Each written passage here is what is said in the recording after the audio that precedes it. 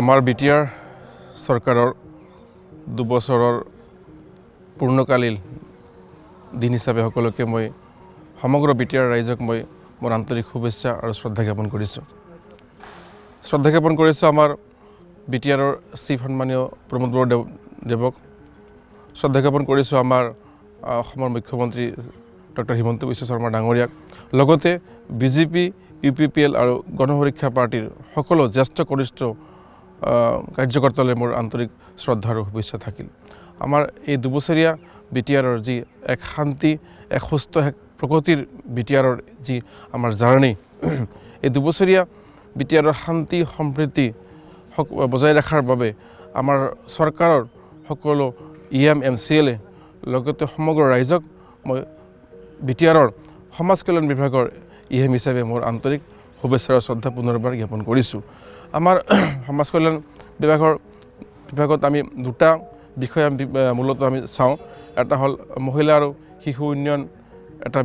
বিষয়, আৰু এটা বিষয় আছে আমাৰ ছ'চিয়েল জাষ্টিছ এণ্ড এম্পাৱাৰমেণ্ট, আমাৰ সামাজিক ন্যায়কৰণ আৰু সবলীকৰণ, এই বিষয়টো আমি চাওঁ। বিশেষ কৰি মহিলা আৰু শিশু উন্নয়নৰ বাবে যিমান আঁচনি আছে আমাৰ চৰকাৰৰ, সকলো আঁচনি যাতে সুস্থভাৱে সম্পূৰ্ণৰূপে কাৰ্যকাৰী হয় তাৰ কাৰণে মই পদক্ষেপ হাতত লৈছোঁ। EM হিচাপে আমাৰ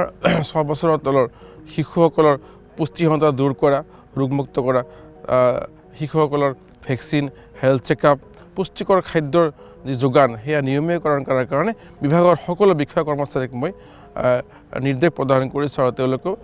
সহযোগিতা আগবাঢ়ি সম্পূৰ্ণ কামবোৰ ভালদৰে কৰি আছে। আমাৰ মহিলাসকলৰ ঠিক তেনেকৈ মহিলাসকলৰ ৰক্তহীনতা, আমাৰ যি প্ৰসূতি মহিলা বা আমাৰ যি গৰ্ভৱতী মহিলা, তেওঁলোকৰ যি বিভিন্ন বেমাৰ আজাৰ হয় সেই সময়ত সেইবোৰ ৰোগমুক্ত কৰাৰ কাৰণে, ৰক্তহীনতা দূৰ কৰাৰ কাৰণেও আমাৰ প্ৰয়াস সদায় আছে আৰু আঁচনিসমূহ কাৰ্যকৰী আমাৰ হৈ আছে। ঠিক তেনেকৈ আমাৰ শিশু আৰু মহিলাসকলৰ সামগ্ৰিক উন্নয়নৰ লগে লগে আমাৰ যিসকল আমাৰ দিব্যাংগ লোক আছে, BTRত প্ৰায় 25,000 দিব্যাংগ আমি পাইছোঁ, আমি হিচাপ কৰি পেলাই। এই দিব্যাংগসকলৰ যি প্ৰমাণপত্ৰ, চৰকাৰী প্ৰমাণপত্ৰ, তেওঁলোক সেই প্ৰমাণপত্ৰৰ পৰা ইমান বছৰে বঞ্চিত হৈ আছিলে। আমি দিব্যাংগসকলৰ প্ৰমাণপত্ৰৰ কাৰণে যোৱা এবছৰৰ পৰা পদক্ষেপ লৈছোঁ আৰু ইতিমধ্যে আমি প্ৰায় 10,000 দিব্যাংগক প্ৰমাণপত্ৰ দিবলৈ সক্ষম হৈছোঁ। আমি আৰু বাকী থকা দিব্যাংগসকলৰো এবছৰৰ ভিতৰত সম্পূৰ্ণৰূপে তেওঁলোকৰ প্ৰমাণপত্ৰ প্ৰদান কৰিম। আপোনালোকে জানে যে দিব্যাংগসকলে তেওঁলোকৰ UDID চাৰ্টিফিকেট বা প্ৰমাণপত্ৰ নাপালে যি চৰকাৰৰ আঁচনি আছে, কেন্দ্ৰীয় চৰকাৰ বা অসম চৰকাৰৰ বিভিন্ন যি আঁচনি আছে বা তেওঁলোকৰ যি কোটা থাকে সেইবোৰ তেওঁলোকে পাবলৈ সক্ষম নহয়। সেইকাৰণে এই ক্ষেত্ৰত আমি এটা বিশেষ পদক্ষেপ লৈছোঁ। ঠিক তেনেকৈ আমাৰ যিসকল একেবাৰে আৰ্থিকভাৱে দুৰ্বল, পিছপৰা আমাৰ দিব্যাংগ লোক আছে, যিসকলে মানে নিজৰ ঘৰৰ পৰিয়ালৰ পোহপাল দিব নোৱাৰে বা ঘৰৰ বেছিভাগ সংখ্যক লোকে দিব্যাংগৰ আক্ৰান্ত হৈ আছে বা তেওঁলোকে দিব্যাংগ হৈ আছে। তেনেকুৱা ধৰণৰ বিশেষভাৱে একেবাৰে আৰ্থিকভাৱে দুৰ্বল, পিছপৰা দিব্যাংগসকলৰ মানে আৰ্থিক সচ্ছলতাৰ বাবে, তেওঁলোকৰ আৰ্থিক উপাৰ্জনৰ বাবে, তেওঁলোকৰ লাইভলিহুড ডেভেলপ কৰাৰ বাবে আমি BTR মানৱ সেৱা নামৰ এটি আঁচনি লৈছোঁ, মানৱ সেৱা নামৰ এটি স্কিম লৈছোঁ। তাৰ জৰিয়তে আমি প্ৰায় 200 দিব্যাংগক 50,000 টকাকৈ এককালীন সাহায্য আগবঢ়াম, তেওঁলোকে ঘূৰাই দিব নালাগে। আৰু 90জন দিব্যাংগক আমি এখনকৈ ইলেক্ট্ৰিক ৰিক্সা প্ৰদান কৰিম। আমি যোৱা সময়তো আমি ভালেকেইগৰাকী দিব্যাংগক আমি ৰিক্সা আৰু আৰ্থিক সহায় আগবঢ়াইছিলোঁ, কিন্তু এইবুলি আমি BTR মানৱ দৰ্শন নামৰ আঁচনি নামাকৰণ কৰি আমি 90জন দিব্যাংগক ৰিক্সা প্ৰদান কৰিম আৰু 200জনক আমি 50,000 টকাকৈ আৰ্থিক সাহায্য আগবঢ়াম আৰু এই আঁচনিটো আমাৰ 3 বছৰো চলিব। ঠিক তেনেকৈ আমাৰ সমাজত আমাৰ BTRৰ যিবোৰ পিছপৰা অঞ্চল, ৰিম'ট এৰিয়া আছে, য'ত শিক্ষা দীক্ষাৰ অভাৱ, য'ত যাতায়াতৰ অভাৱ, য'ত আমাৰ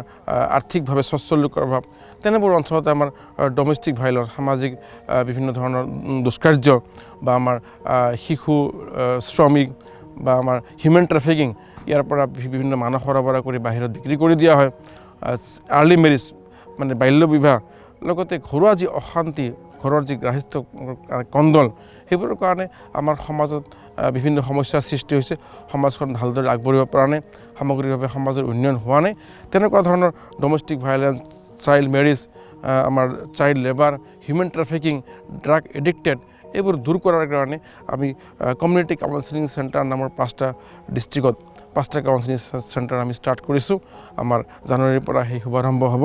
আমি এই 5খন জিলাত 5টা কাউন্সেলিং চেণ্টাৰত আমাৰ সেইবোৰ এৰিয়াত সেইবোৰ লোকেশ্যন য'ত আমাৰ এইবোৰ ঘটনা হৈ আছে domestic violence child marriage human trafficking drug addicted যুৱক যুৱতীৰ সংখ্যা বৃদ্ধি পাইছে তেনেকুৱা লোকসকলক আনি পেলাই আমাৰ বিশেষ ব্যক্তিৰ দ্বাৰা তেওঁলোকক কাউন্সেলিং কৰাই পেলাই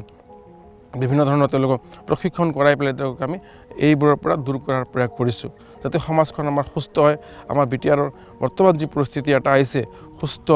শান্তি প্ৰগতিৰ BTR এই সুস্থ শান্তি প্ৰগতি যাতে সদায় একে থাকে আমাৰ এই পৰিৱেশ যাতে সদায় ভাল থাকে তাৰ কাৰণে আমি কমিউনিটি কাউন্সেলিং চেণ্টাৰৰ আমি ব্যৱস্থা কৰিছোঁ লগতে আমাৰ বিভিন্ন ধৰণৰ আৰ্থিকভাৱে পিছপৰা লোকসকলৰ মহিলা হওক বা ক্ষুদ্ৰ উদ্যোগ হওক বা আমাৰ দিব্যাংগ ষ্টুডেণ্ট হওক তেওঁলোকৰ কাৰণেও আমি কিছু এককালীন সাহায্যৰ ব্যৱস্থা কৰিছোঁ এই ক্ষেত্ৰত আমাৰ শ্ৰদ্ধাৰ প্ৰমোদ বড়ো ডাঙৰীয়াই যথেষ্ট আমাক উৎসাহ উদ্দীপনা দিছে আমি BTRৰ তামোলপুৰৰ নাওকাটাত আমি আমাৰ ইৰিডা নামৰ এটি শিক্ষানুষ্ঠান আমাৰ তাতে গঢ় লৈ উঠিছে য'ত আমাৰ দিব্যাংগ যিবোৰ ছাত্ৰ ছাত্ৰী আছে দিব্যাংগ ছাত্ৰ ছাত্ৰীসকলৰ উচ্চ শিক্ষাৰ কাৰণে তাত ব্যৱস্থা কৰা হৈছে ইতিমধ্যে তাত প্ৰায় 50জন দিব্যাংগ ছাত্ৰ ছাত্ৰীয়ে শিক্ষা গ্ৰহণ কৰি আছে তাত শিক্ষা গ্ৰহণ কৰাৰ লগে লগে শিক্ষণৰ লগে লগে প্ৰশিক্ষণৰ ব্যৱস্থা কৰা হ'ব ক্ষুদ্ৰ উদ্যোগ আমাৰ নিজৰ যিবোৰ উদ্যোগ আছে আমাৰ সেই নিজৰ যি ৰিচোৰ্চ আছে সেই ৰিচোৰ্চবোৰৰ পৰা আমি উদ্যোগ স্থাপন কৰি পেলাই আমি যাতে সংস্থাপিত হ'ব পাৰোঁ আমাৰ দিব্যাংগসকল যাতে সংস্থাপিত হ'ব পাৰে তেওঁলোকে যাতে নিজৰ কৰ্মনিয়োগত নিজকে আত্মনিয়োগ কৰিব পাৰে সেইকাৰণে সেই ইৰিডা নামৰ শিক্ষানুষ্ঠানত আমি ইতিমধ্যে আমাৰ প্ৰমোদ বড়ো চিফ ডাঙৰীয়াই আৰ্থিক সাহায্য আগবঢ়াইছে তাত বিভিন্ন ধৰণৰ কাম চলি আছে উন্নয়নমূলক কাম চলি আছে যাতে আমাৰ BTRৰ সেই দিব্যাংগ ভাই ভনীসকলক তাতে আমি প্ৰশিক্ষণ দিব পাৰোঁ তাৰ কাৰণে আমি ইৰিডাৰ লগত জড়িত হৈ আছোঁ মুঠৰ ওপৰত আমি মহিলা শিশু উন্নয়ন আমাৰ ডমেষ্টিক কি কয় আমাৰ দিব্যাংগসকলৰ বিভিন্ন ধৰণৰ আঁচনি তেওঁলোকৰ প্ৰমাণপত্ৰ লগে লগে সমাজখনক বিভিন্ন সমস্যাৰ পৰা বিভিন্ন ব্যাধিৰ পৰা দূৰ কৰাৰ কাৰণে আমি আমাৰ বিভাগৰ পৰা প্ৰয়াস কৰি আছোঁ পুনৰ পৰা মই সমগ্ৰ BTR-বাসী ৰাইজক আৰু আমাৰ সন্মানীয় শ্ৰী প্ৰমোদ বড়ো ডাঙৰীয়াক ধন্যবাদ জ্ঞাপন কৰিছোঁ আমাৰ এই BTR চৰকাৰৰ 2 বছৰীয়া যি পূৰ্ণকালীন সময় হৈছে এই পূৰ্ণ কৰাৰ এই শুভ মুহূৰ্তত সকলোকে মই ধন্যবাদ নমস্কাৰ জনাইছোঁ